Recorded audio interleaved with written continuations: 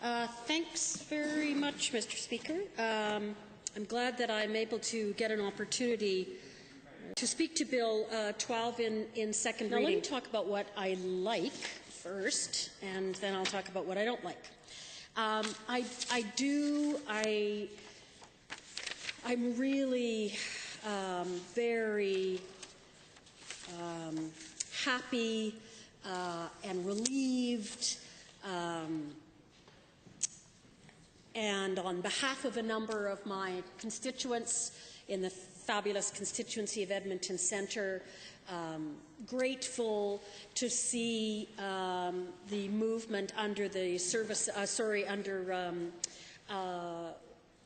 vital statistics to recognize the unique situation of individuals who are transgendered and to get rid of the old requirement that essentially required that somebody show up with their hospital surgery reports, which aren't easy to get, by the way. It's not as though when you check out of a hospital they hand you a little detailed list of everything that happened to you.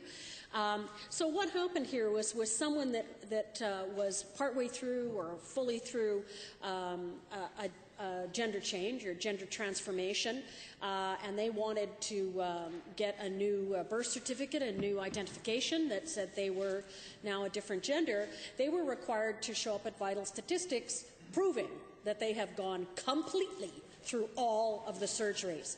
Now, depending on which way you're going here, you're going to learn a lot more than you wanted to, Mr. Speaker, but some of these operations are about 7 operations for going one way, and it's about 13 operations for going the other way.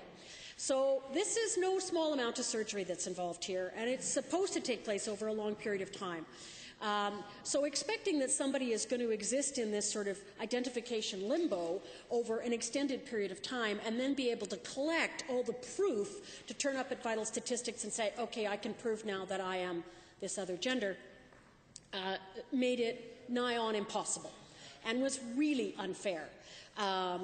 So I am very, very glad to see that what we now have in place is that on a case-by-case basis, the birth certificates and marriage certificates will be reissued with a different gender on them. A little bit of a quibble here in that there is no appeal process. So if for some reason the registrar is in a bad mood or whatever, you never know why these things happen, and doesn't grant the change in identification, there is no appeal process that's been built into this to allow someone to take it to a different level and ask for an explanation or to ask for it to be reviewed. But I am very glad to see it. Just to put this in context, for any of us that have ever gone in to get your birth certificate renewed, just imagine if you went in there and somebody said, okay, yeah, that's good, just drop your shorts there and pull up your blouse just so we can verify which gender you are, because that's how it's going to go on the birth certificate. Yes, I know, eyebrows are raising across the Assembly, but that is essentially what we were requiring people who are transgendered to do in order to get identification, and that is completely beyond the pale. So, very good on that one. Gold stars, even, except for the fact that there is no appeal process there. And the one other thing that's really important is the granting of driver's licenses, because that, of course, is a really integral piece of identification that's used very frequently.